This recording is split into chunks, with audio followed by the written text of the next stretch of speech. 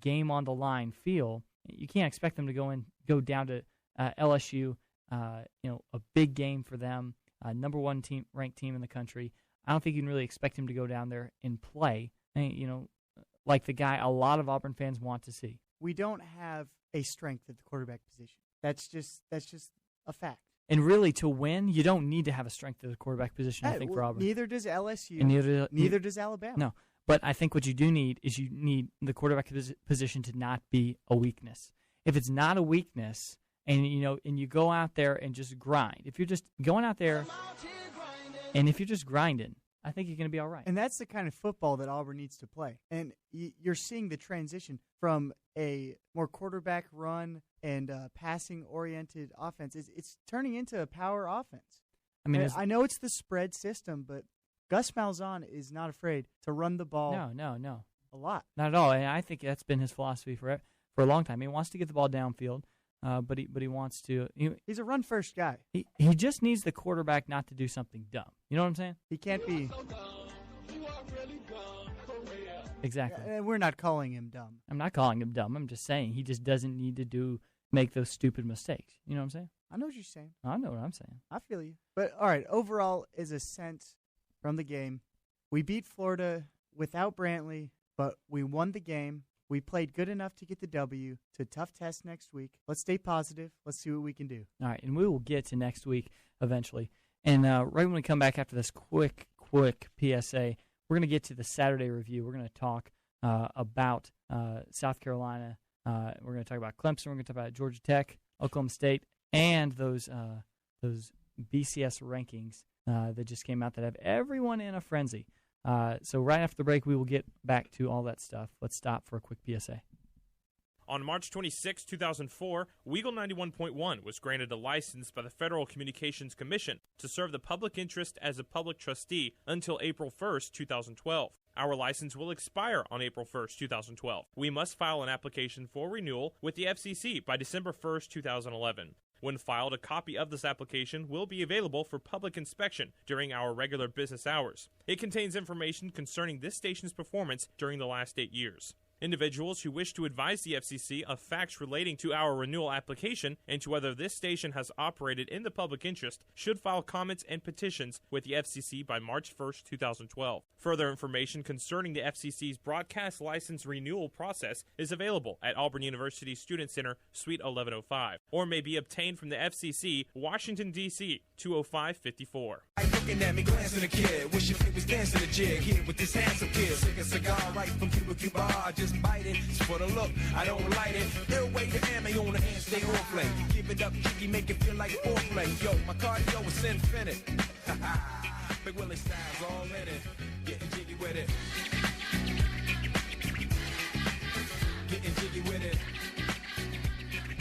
A true classic. I mean, did Will Smith's rapping career ever really take off? Yeah, he's big. Parents just don't understand. Get jiggy with it. I can't think of another one, but hey, his rapping in Men in Black.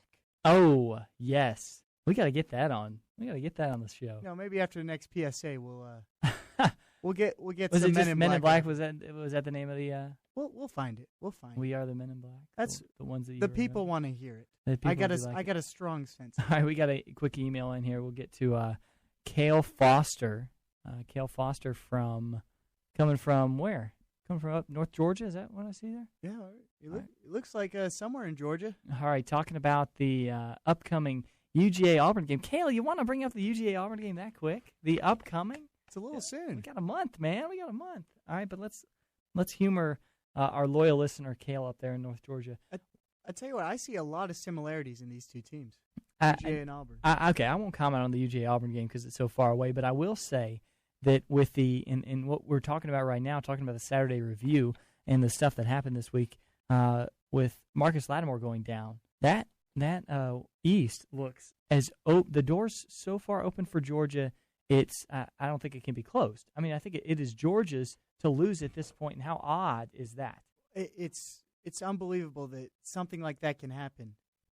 Make an entire division wide open. Yeah, wide open. What exactly was the injury? Was it a broken? We got our guys on it. He's going to look it up for us. But anyways, the injury to Latimer for the rest of the season, it's just huge because that is like 75% of their offense right there. Yeah, it is. It is a huge deal for South Carolina.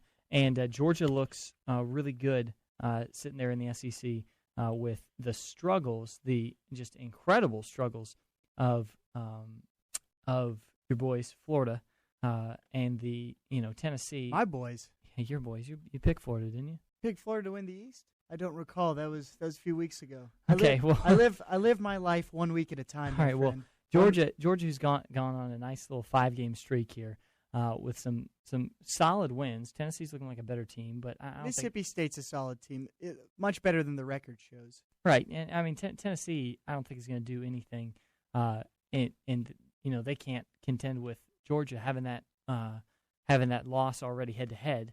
And I mean Georgia is a team with I don't know. Can you still call Aaron Murray a young quarterback? I don't know. This is his third year in the system. Yeah, but he's a sophomore, but he's a redshirt sophomore. He's not a young quarterback anymore. Yeah, and the Vanderbilt game was kind of interesting. Some weakness shown by Georgia in the second half, but overall a victory. I think they can be somewhat happy about.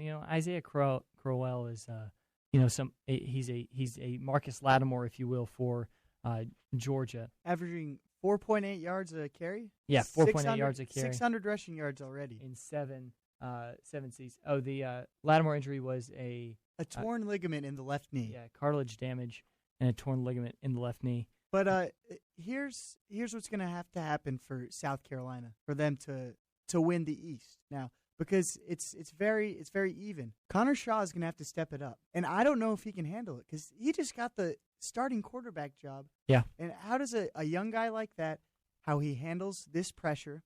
All the eyes are going to be looking on him. He's going to be the man. Before, he didn't have much pressure because Marcus Lattimore was the man. And everybody looked at Marcus Lattimore in that offense. All eyes were on him as a defensive perspective. Now the defense, it's all on Connor Shaw. How is he going to react to this pressure? That will determine who wins the East. Yeah, I think those are good hits. Got another email here in the inbox asking us who do we like. Looking at it in the mid-season, who do you like for the Heisman? Who do you think is the front runner at this point? Dave, I'll go ahead and open that up for you. I don't see any reason why I should change my Heisman pick in Russell Wilson. The man's got his team. They're the number one scoring offense in the country. Russell Wilson doing it all. And here's a little note on Wisconsin. They are averaging over 240 yards in the passing and the rushing game. And that's something that I've talked about. That team has so much balance. And Russell Wilson was the key to them becoming a more balanced offense. And I feel like he's going to lead them to a national championship. I'm sticking strong with my pick. All right, Russell Wilson. That's fair enough. I want to talk about somebody who, and if you look on the ESPN, the watch for the Heisman watch, who they have moving up and down, I'll go ahead and run through the names. Andrew Luck, Russell Wilson, your boy, Kellen Moore, Trent Richardson, Robert Griffin III, who's doing some incredible things out there at Baylor, and then Landry Jones. My Heisman pick at the beginning of the year was Landry Jones. I don't see. I mean, that's a team I could see winning the national championship, and to classify a Heisman in the last. I mean, has it been 7-8 years? You got to be not only an electric player, you got to be on a great team. The